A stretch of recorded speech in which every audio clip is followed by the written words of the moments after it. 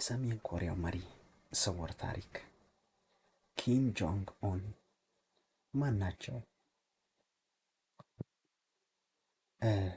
አጭር ታሪክ።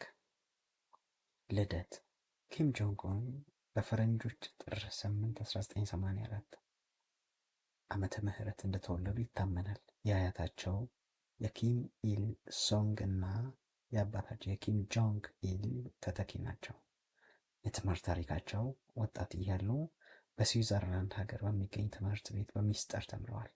ይህም ለምዕራባውያን ባህልና ቴክኖሎጂ ቅርበት እንዲኖራቸው አድርጓቸዋል።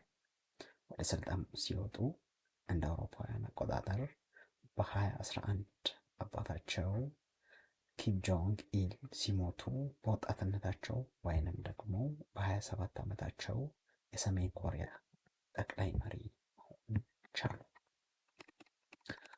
ዋና ዋና የሚጠቀሱላቸው ጠንካራ ጎኖች ወይንም ደግሞ ቤስት ኳሊቲስ ኦፍ ኪም ጆንግ ኡን በሰሜን ኮሪያ የፖለቲካ ስርዓትና ደጋፊዎቻቸው ዘንድ ኪም ጆንግ ኡን በሚከተሉት ባህሪያቸው ይወደሳሉ። አንደኛ፣ ቁርጠኝነትና ጥንካሬ ወይንም ደሲቭነስ። ኪም ጆንግ ኡን በጣም ወጣት ሆነው ስልጣንን ቢይዙም ሀገሪቱን በጠንካራ ዲስፕሊን የመምራት ብቃት አሳይተዋል።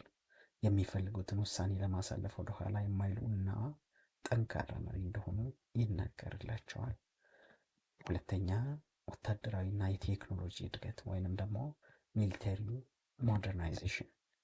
በእሳቸው ዘመን ሰሜን ኮሪያ በኒውክሌር እና በሚሳይል ቴክኖሎጂ ትልቅ ደረጃ ላይ ደርሳለች። ይህንን የሚያደርጉት ሀገሬን ከምዕራባውያን ጥቃት እጠብቃለሁ በሚል ጽኑ አቋማቸው ነው። ይህም በደጋፊዎቻቸው ዘንድ እንደ ታላቅ የሀገር ፍቅርና ጀግንነት ይታያል።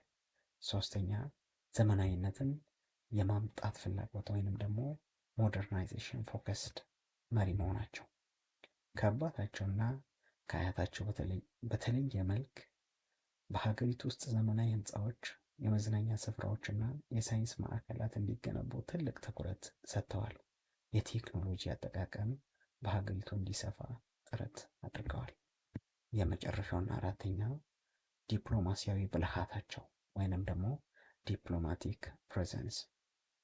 ከአሜሪካው ፕሬዝዳንት ዶናልድ ትራምፕ እና ከደቡብ ኮሪያ መሪዎች ጋር ለድርድር በመቀመጥ በሰሜን ኮሪያ በዓለም መድረክ ድምፅ እንዲኖራት አድርገዋል።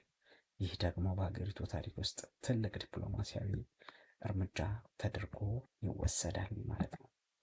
ቪዲዮ ከተመቻችሁ ላይክ፣ ሼር አድርጉ። ወደፊት ተመሳሳይ ቪዲዮዎችን ሳቀርብ ለመከታተል እንዲያመቻችሁ ሰብስክራይብ አድርጉ። እናመሰግናለን።